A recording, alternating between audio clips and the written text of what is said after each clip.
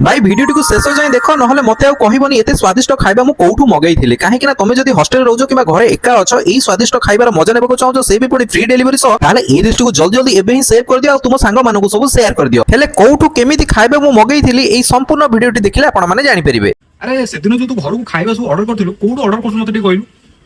कोन bytes बिला